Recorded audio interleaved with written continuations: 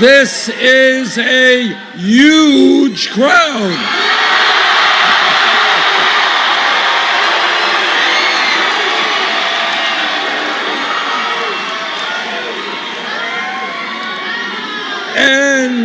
And this is a loud crowd.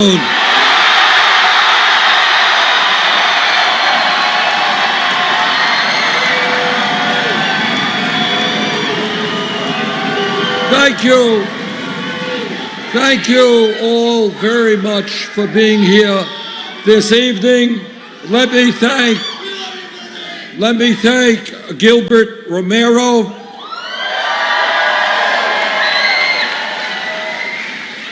Let me thank Catherine Paulino Figueroa Bueno,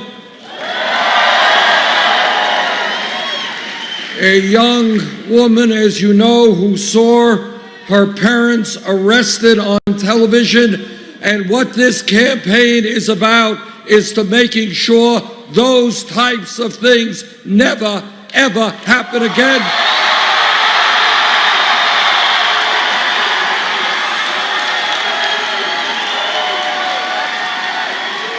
I want to thank Makana, and I want to thank Jose Miranda, our state director.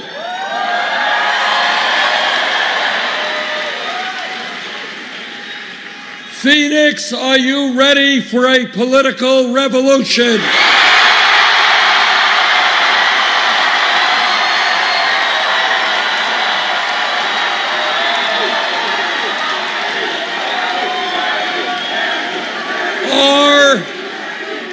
Are you tired of a handful of billionaires running our economy?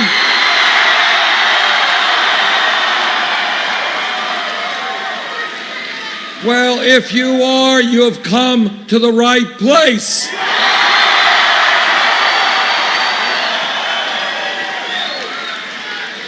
You know, what excites me so much as I go around the country is to see the incredible energy of hundreds of thousands of people who love this country but know we can do so much better.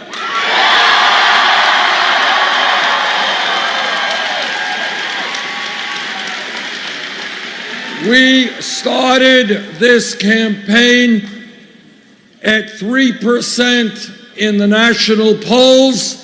We have come a long way in 10 months.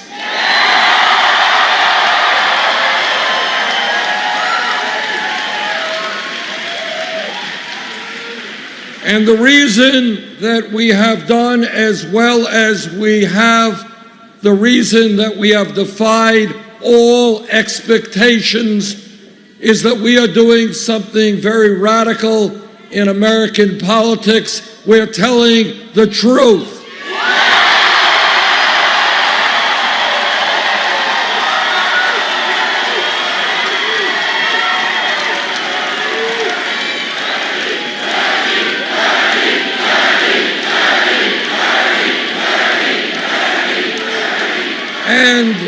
And the truth is not always pleasant.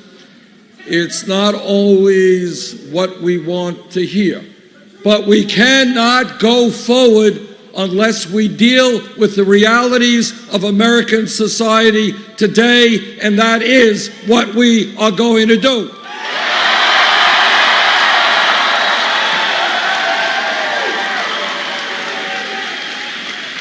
Truth number one is that today we have a corrupt campaign finance system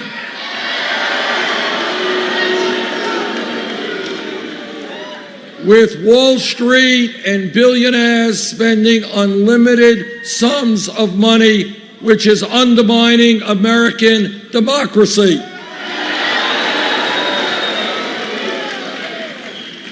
To my mind, democracy is not complicated. It is one person, one vote. You want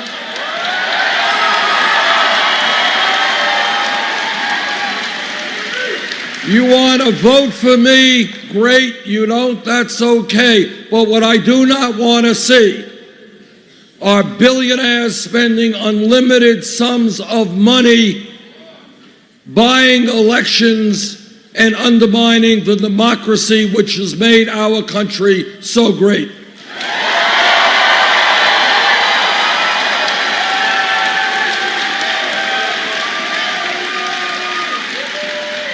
And that is why, together, we are going to overturn this disastrous Citizens United Supreme Court decision.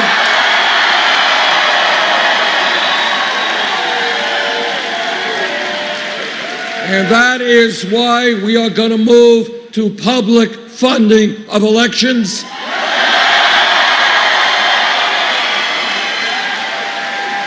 And that is why we are going to take on vigorously those cowardly Republican governors who are trying to suppress the vote.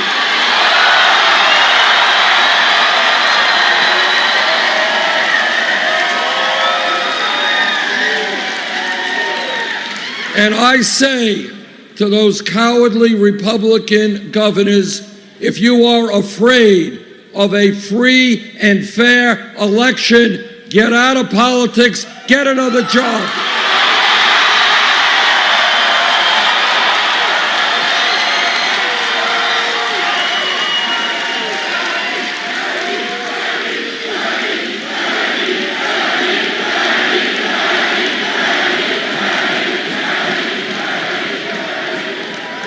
When in our country today, we have the Koch brothers and a handful of other billionaires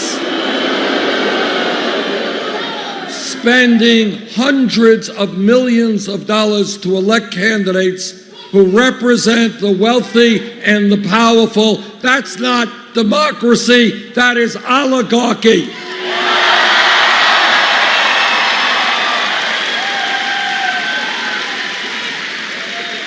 And the people of our country will not tolerate oligarchy.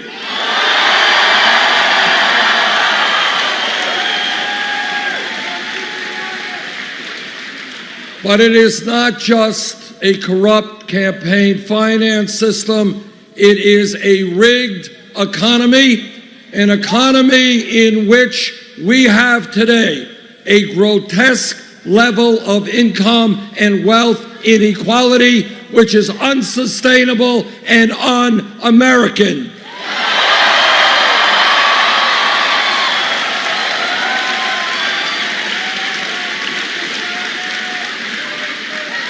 Now, the Congress may not talk about it much, the media may not talk about it much, but it is unacceptable to me and the American people when the top 0.1% now owns almost as much wealth as the bottom 90%.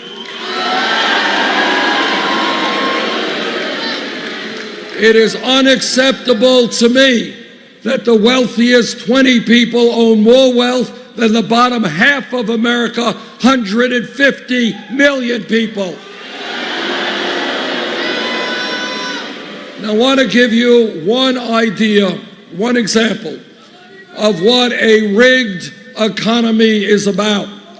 Turns out that the wealthiest family in this country is the Walton family of Walmart. Turns out that the wealthiest family in America who owns Walmart pay their workers wages that are so low that many of those workers have to go on Medicaid and food stamps in order to survive.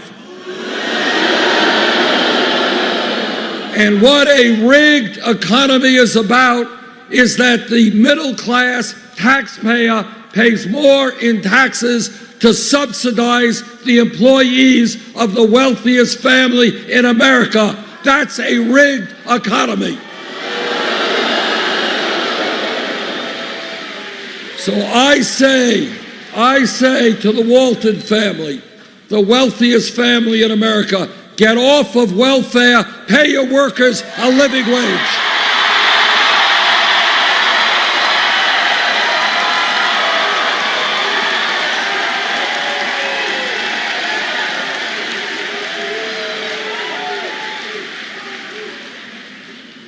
The United States of America today, is the wealthiest country in the history of the world, but almost nobody knows that. And the reason for that is we have people working 2 or 3 jobs. Mom is working, dad is working, the kids are working, marriages are stressed out, parents don't have time to spend with their kids. And despite all of that, 58% of all new income generated goes to the top 1%. You know what we are going to do together? We're going to create an economy that works for all of us, not just the 1%.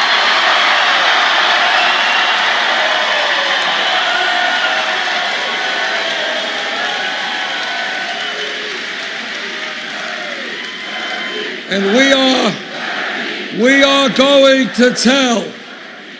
going to tell the billionaires in corporate America that they are going to have to start paying their fair share of taxes.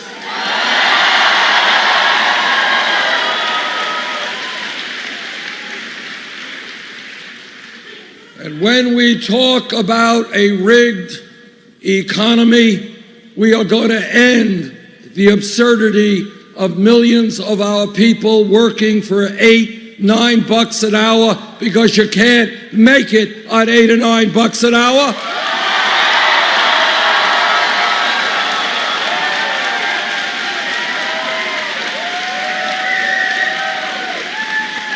And that is why we are going to raise the minimum wage to a living wage, $15 an hour.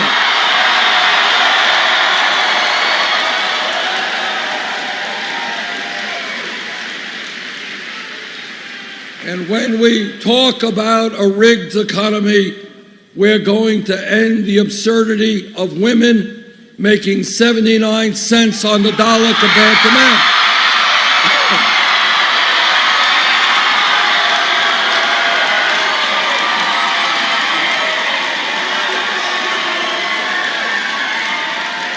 And I know that every man in this room will stand with the women in the fight for pay equity.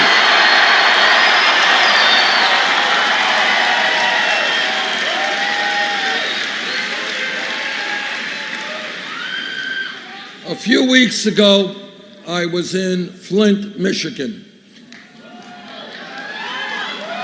And what I observed there and what I heard there was literally beyond my comprehension, and it shook me and upset me enormously. And what I observed there is that children in that city were being poisoned by a water system that had very heavy amounts of lead in it. It is incomprehensible that this is happening in the United States in the year 2016. But it's not just Flint. All across this country, our infrastructure, our water systems, our wastewater plants, our bridges, our roads, our rail system is falling apart. In the United States of America, we should have a first-class infrastructure, and that is what we're going to build.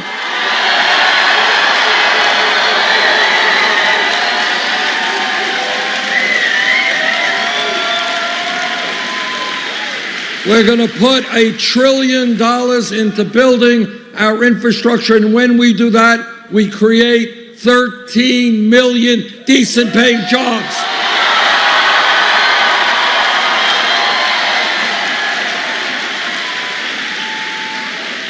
What this campaign is about is asking the American people to think outside of the box, outside of the status quo.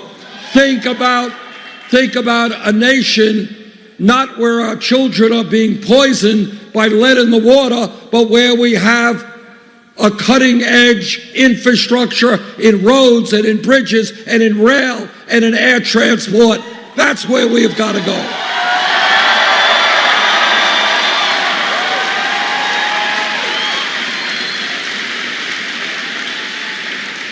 And this campaign, in terms of the rigged economy, is telling corporate America that we are going to end these disastrous trade policies which are destroying the middle class of this country.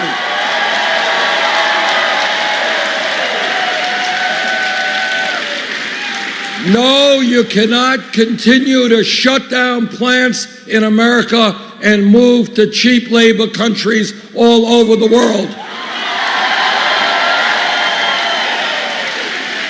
All of us want to help poor people throughout the world. We can do it without destroying the American middle class through disastrous trade policies.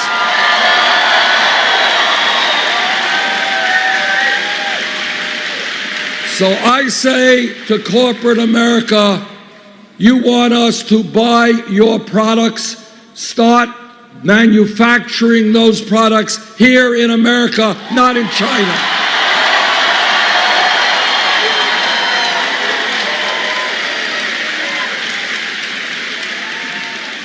This campaign is about fixing a broken criminal justice system.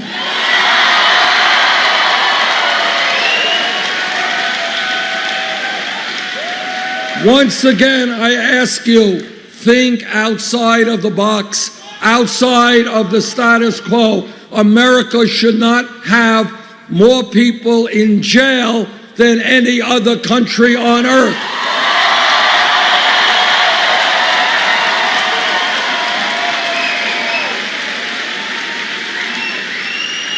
We should not be spending $80 billion a year locking up 2.2 million Americans, disproportionately African American, Latino, and Native Americans.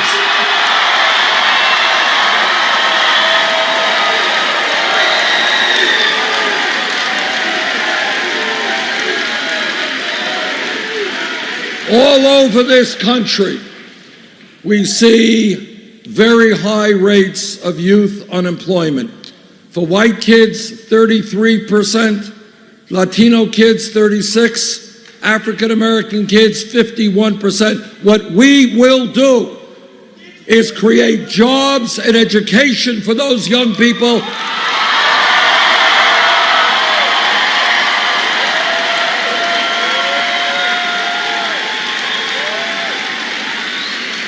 And not more jails and incarceration.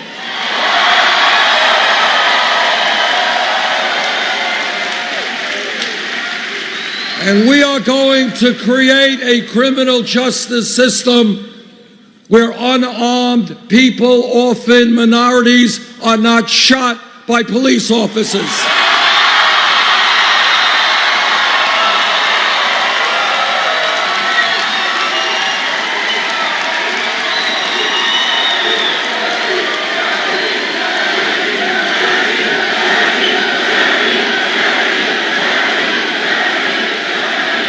Now, I have worked with police departments all over my state of Vermont and all over this country. The vast majority of police officers are honest, hardworking, and they have a very difficult job.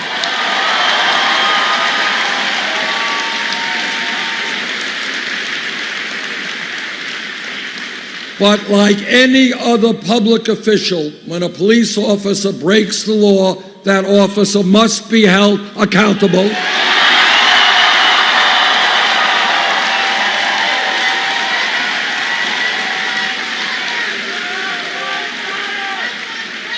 We need to end the militarization of police departments.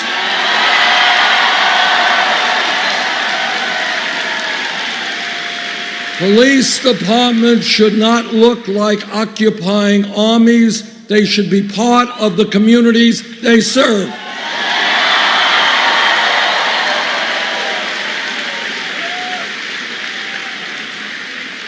And we need to make police departments look like the diversity of the communities they serve.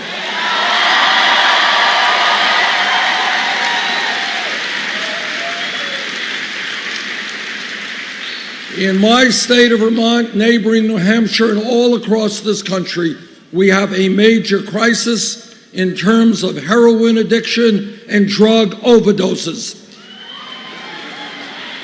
We need to address that issue of substance abuse and addiction as a health issue, not a criminal issue.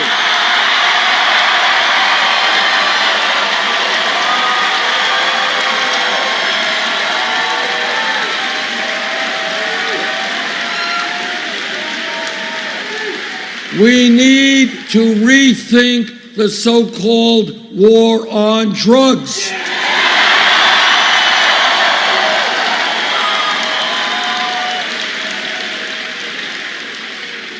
Over the years, too many lives have been negatively impacted through arrests for possession of marijuana.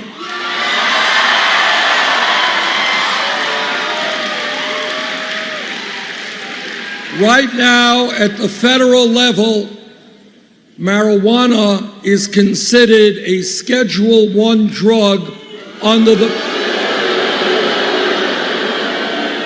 the Federal Controlled Substance Act, right alongside of heroin.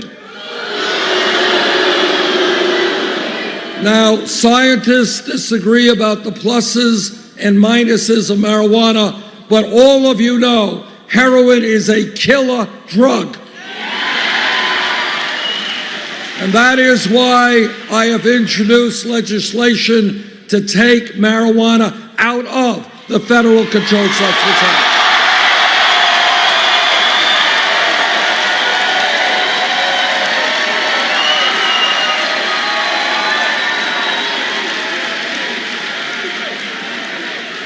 Now, I want to just tell you a brief story about what I mean when I talk about a rigged economy, a corrupt campaign finance system, and a broken criminal justice system. I want you to hear this. Last month, Goldman Sachs, one of the large, you know Goldman Sachs, okay. Goldman Sachs, one of the large financial institutions on Wall Street, paid the federal government a settlement fine of $5 billion. They paid that fine because they were selling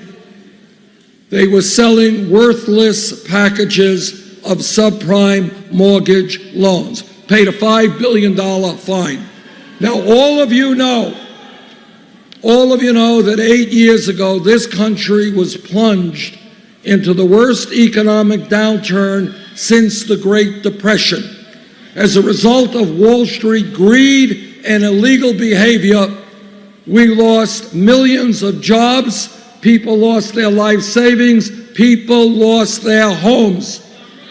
That took place because of the greed and illegal behavior on Wall Street. Now today, this is the broken criminal justice system. Today, some person in Arizona or Vermont gets picked up with a small amount of marijuana. That person has a police record for the rest of their lives.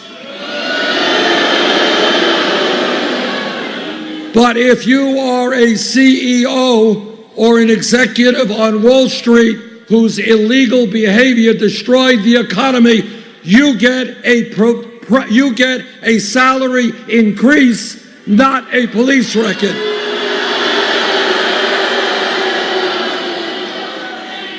Now, what we have got to do, not going to be easy, but we will do it, is we are going to restore justice to a broken criminal justice system.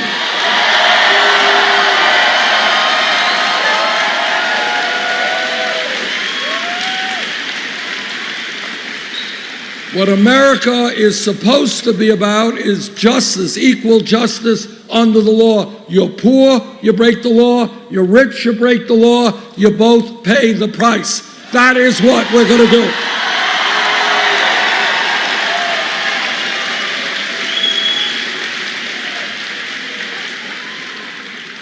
This campaign is doing well because we are listening to the American people and not just wealthy campaign contributors.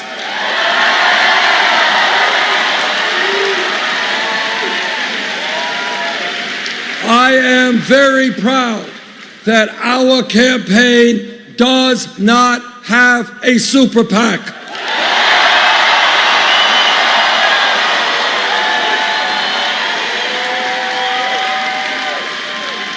We have received over 5 million individual campaign contributions.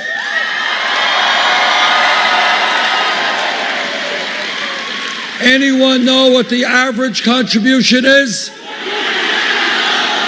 That's right, $27.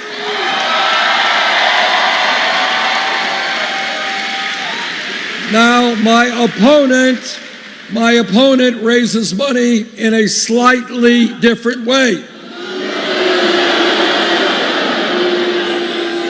She has a super PAC which, among other special interests, has received $15 million from Wall Street.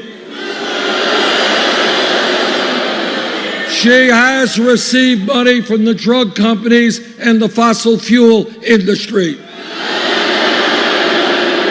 She has given speeches on Wall Street for $225,000 a pop.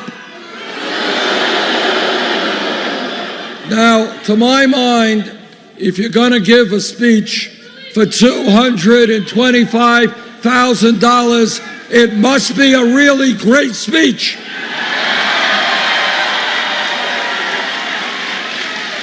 And if it's such a great speech, all of America should be able to read it.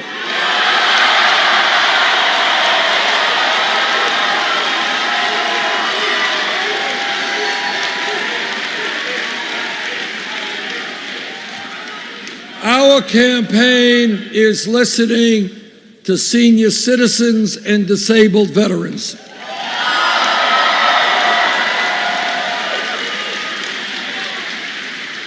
And here is a principle, a bedrock principle of my campaign, and that is we will be judged as a nation not by how many millionaires and billionaires we have, but by how we treat the weakest and most vulnerable amongst us.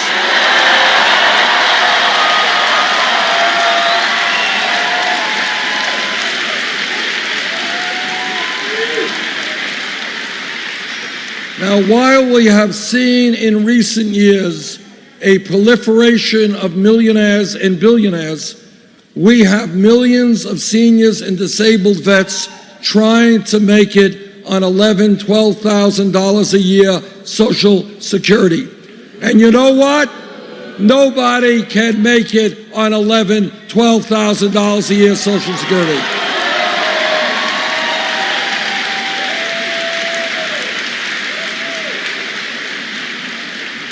My Republican colleagues in the Senate, they want to cut Social Security.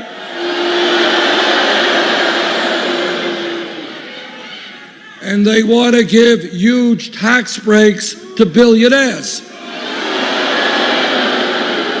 Well, I have some bad news for them. No, we are not going to cut Social Security. We're going to increase Social Security.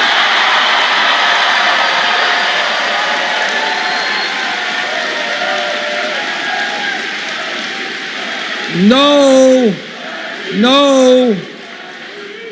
we're not going to give tax breaks to Donald Trump and the other billionaires. In fact, they're going to start paying their fair share of taxes.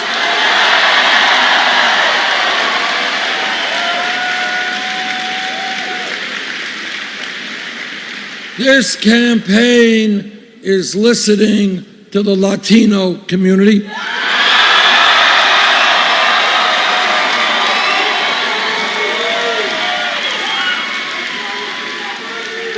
And what the Latino community is telling me is they are tired of living in the shadows.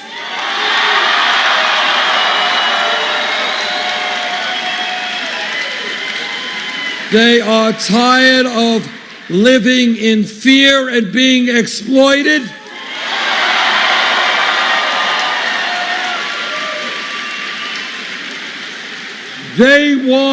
I want comprehensive immigration reform.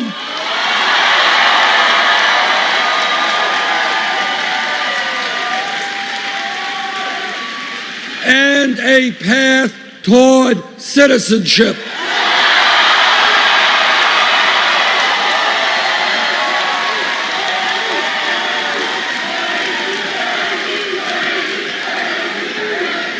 You know, my father came to this country at the age of 17 from Poland, so I know a little bit.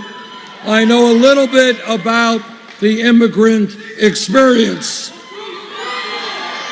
And let me just say this. We got 11 million undocumented people in this country. If the Congress does not do its job, I will use the executive powers of the presidency to do it for them.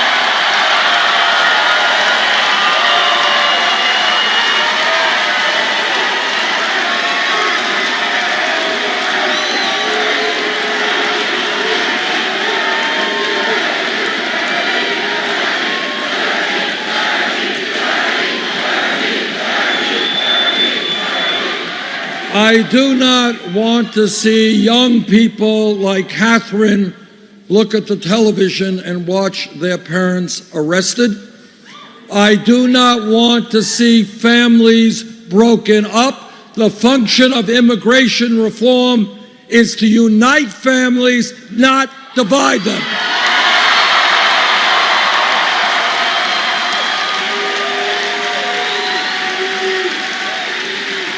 And let me say this. I know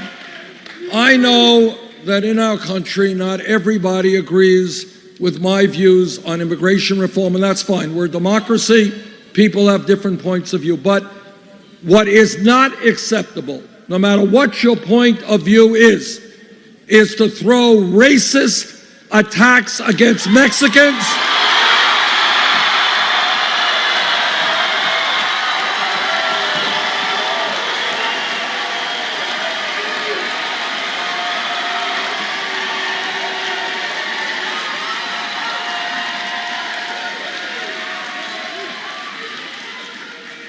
the reason that Donald Trump will never be elected president is the American people will not accept insults to Mexicans, Muslims, or women.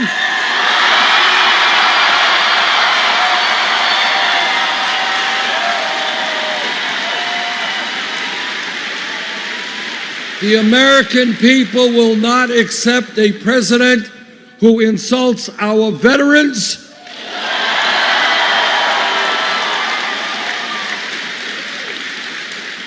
or who several years ago led the so-called birther effort, which was an ugly, ugly attempt to undermine the legitimacy of the presidency of Barack Obama.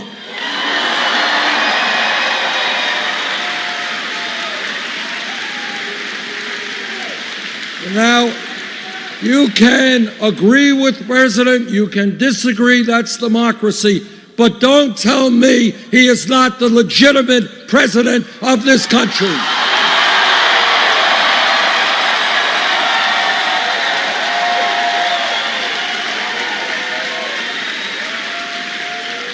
And when we talk about racism in America, I always find it interesting. President Obama's father was born in Kenya. My father was born in Poland, but nobody asked me for my birth certificate.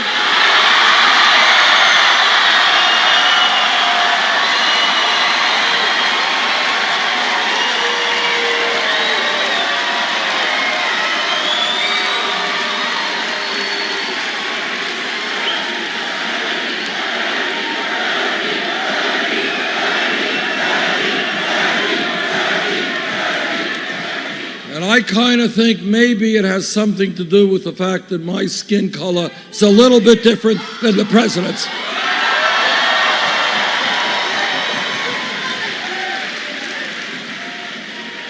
I am a member of the Senate Committee on the Environment. I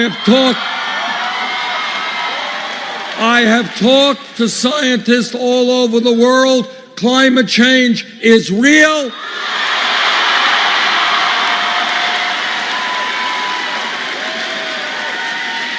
It is caused by human activity. And let me tell you what the scientists are telling us. And that is, if we do not get our act together in the very near future, we are not going to leave a planet for our kids and grandchildren which is healthy, and that is unacceptable.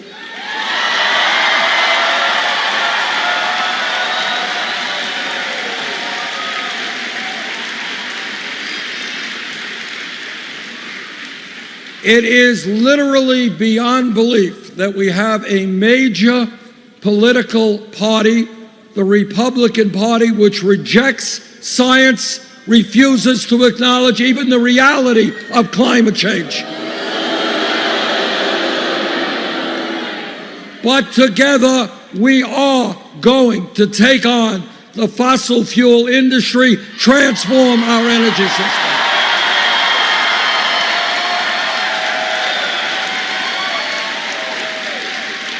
We can create millions of good-paying jobs by moving to energy efficiency and sustainable energy.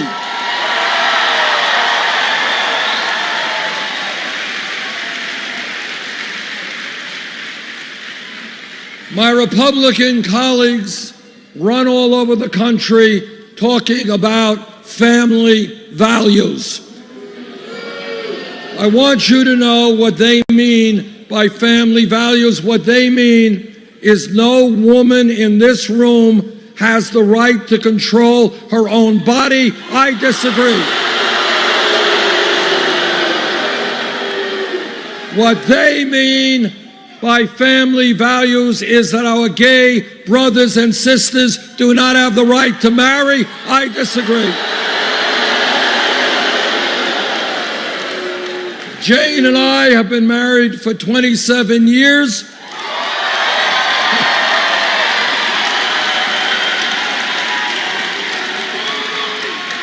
And we believe in family. But when we talk about family values, what we mean is ending the embarrassment of the United States being the only major country on earth not to provide paid family and medical leave.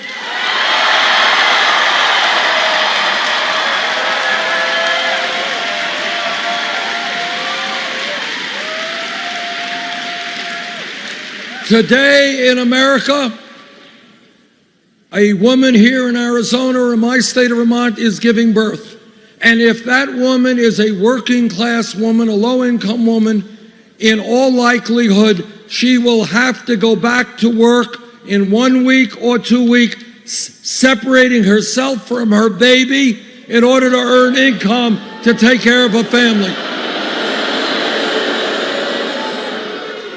No mother should have to be separated from her baby because she lacks necessary income.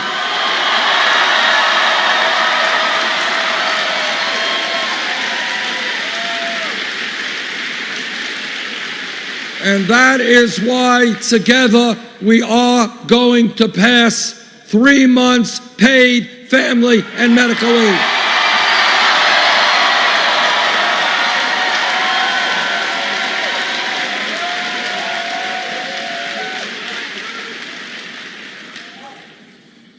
One of the important jobs of a president of the United States is to conduct sane, effective foreign policy. On the most important foreign policy of our time, the war in Iraq, I listened very closely to what President Bush and Cheney had to say. And I did not believe them and voted against that wall.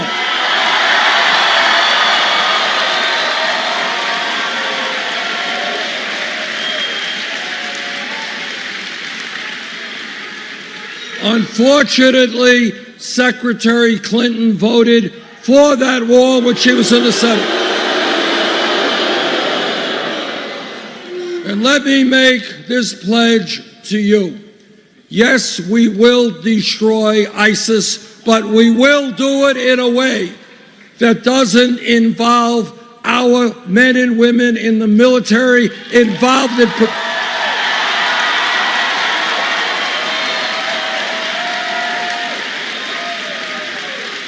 our men and women in the military will not be involved in perpetual warfare in the Middle East.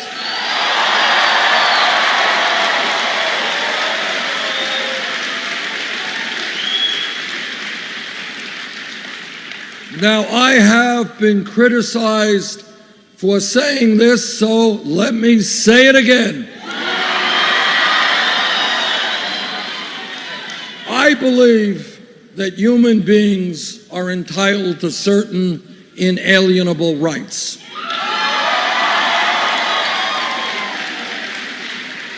And we have a Constitution that grants us, and it's a great document, a lot of political rights. But I believe we have got to go further than that. And I believe that we have got to guarantee our people economic rights.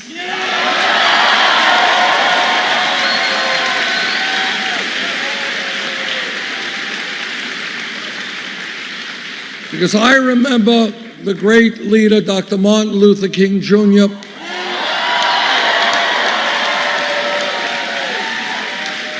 when he led the Great March on Washington in 1963. It was called the March for Jobs and Freedom. Jobs and freedom. And when he died, you all remember when he died, when he was assassinated, it wasn't on a quote-unquote civil rights demonstration. He was standing up with exploited sanitation workers in Memphis, Tennessee.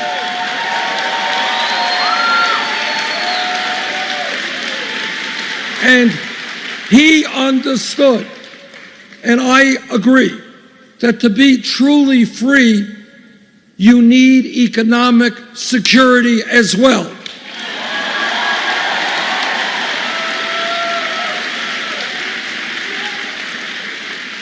Now, it turns out that every major country on earth, Germany, United Kingdom, France, Holland, Scandinavia, Canada, every major country guarantees health care to all of its people.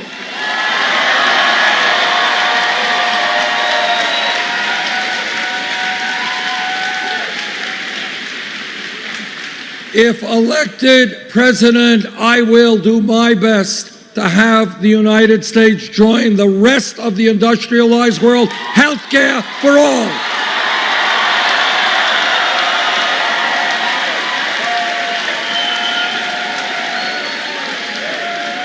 Now, what this campaign is about, again, is thinking outside of the status quo. You do not have to accept the status quo. We can do better.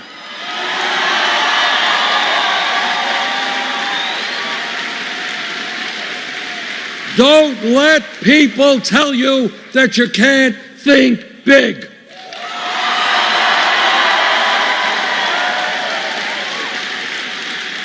Now, I'm a member of the committee that helped write the Affordable Care Act. It has done a lot of good things. We should be proud of that and proud of President Obama's leadership on that. But we still have 29 million Americans uninsured. Many of you are underinsured with large co-payments and deductibles. And all of us are getting ripped off without mercy by the greed of the pharmaceutical industry.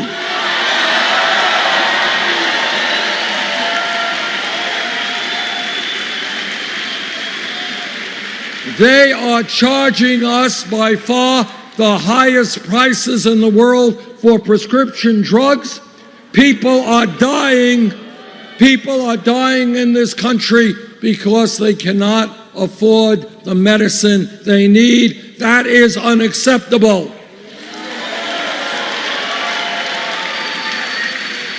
And after all of that, we end up spending far, far more per capita on health care than any other people. That is why together, we must fight to make sure that we pass a Medicare for all health care system.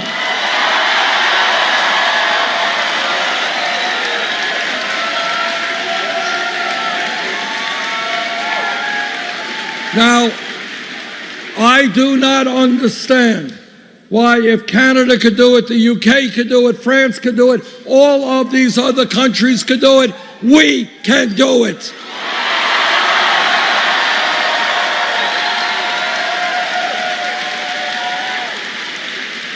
And I want to give you another example of where, as a nation, we have got to think outside of the box. For 100+ years, we have had free public education in this country from 1st grade to 12th grade. The world has changed. The economy has changed. People today need more education.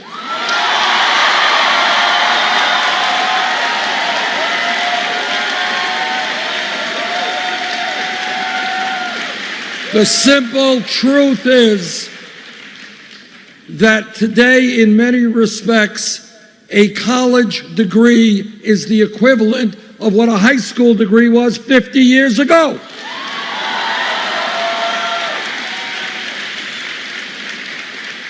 And that is why I believe we have got to make public colleges and universities tuition free.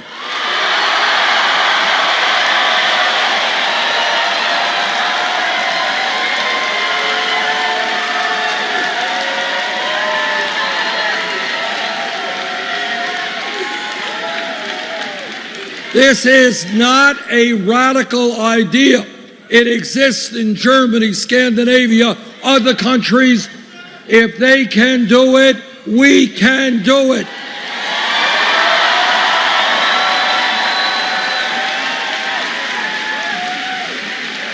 And the other related issue we have got to deal with is the outrageous level of student debt in this country.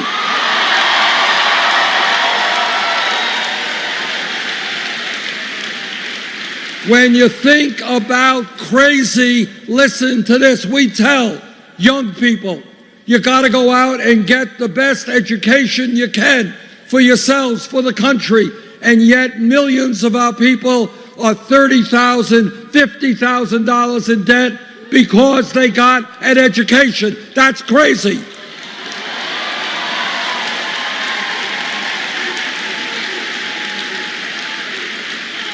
Now, I find it interesting that when Wall Street, with their greed and illegal behavior, crashed, Congress bailed them out. Now, I believe we should impose a tax on Wall Street speculation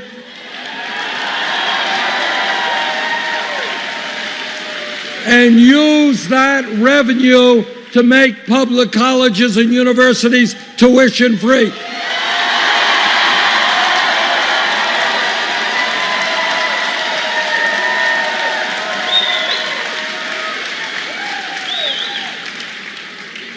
Everybody here understands one important historical fact, and that is change, real change, never takes place from the top on down. It always takes place from the grassroots on up.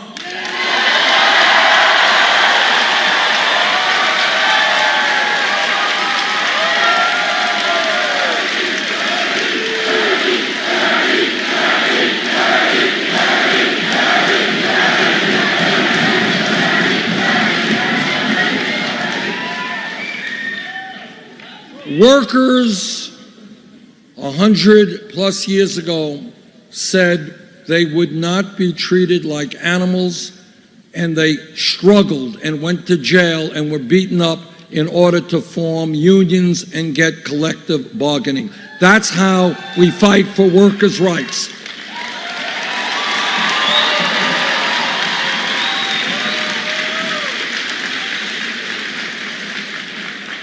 For hundreds of years, African Americans and their white allies struggled together to end racism and bigotry and segregation in America.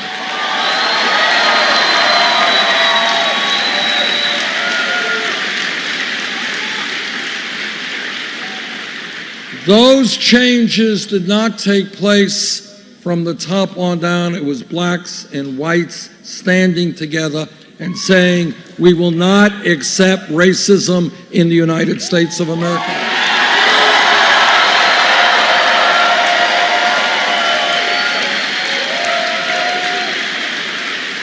People forget, but 100 years ago, women in America did not have the right to vote, could not get the education they wanted, could not do the jobs they wanted. But what happened is that people looked around and they said, hey, in America, we will not accept women being treated as second-class citizens. It's going to change.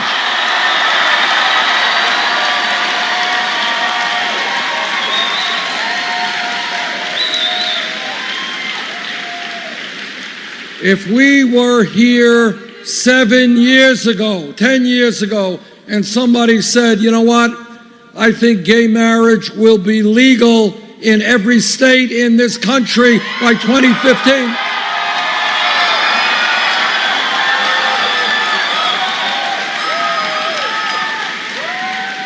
Nobody would have believed it, but it happened, and it happened because the gay community and their straight allies said that in America, people have the right to love whoever they want.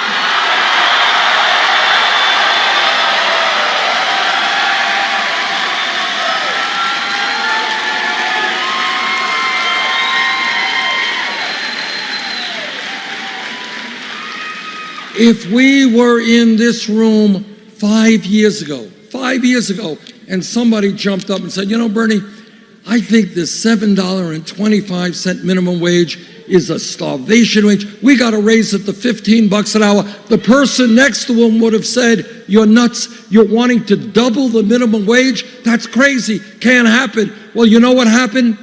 Fast food workers at McDonald's and Burger King went out on strike.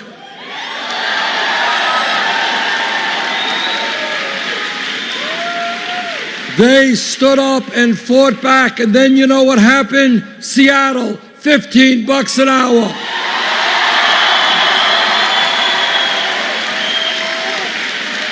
San Francisco, Los Angeles, $15 an hour.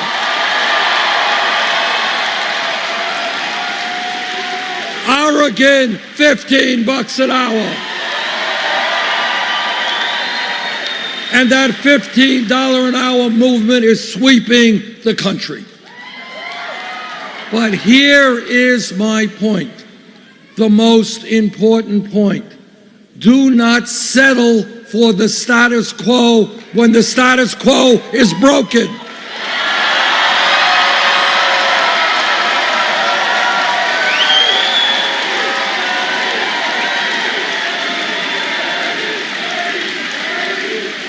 Don't tell me that we cannot have a political system in which we have one of the highest voter turnout rates in the world rather than one of the lowest.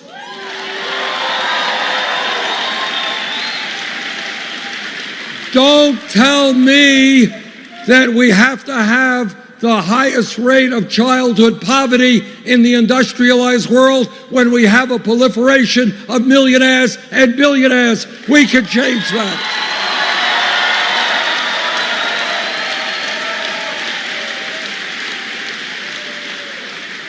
Don't tell me that veterans in this country have to sleep out on the street. We can change that.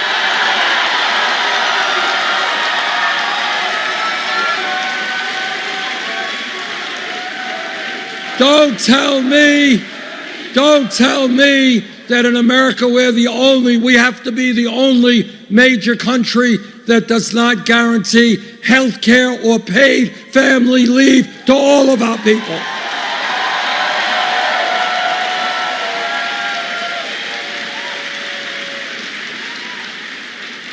We can make real change. But we don't make change if they divide us up.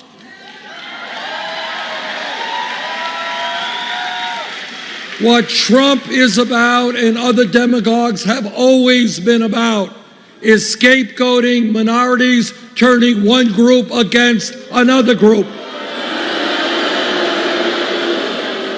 But we are too smart to fall for that.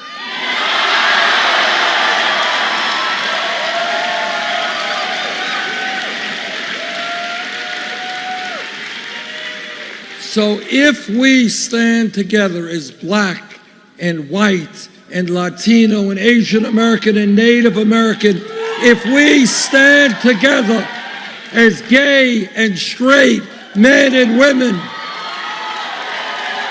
if we stand together as people born in America, people who have come to this country, if we stand together, there is nothing we cannot accomplish.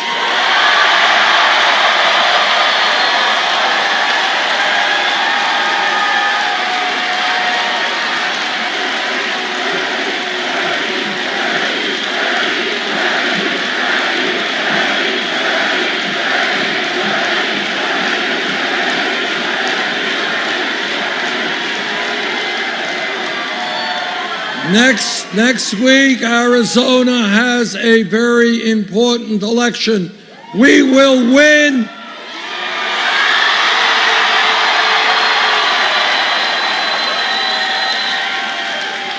We will win if the voter turnout is high. Let's make it high. Thank you all very much.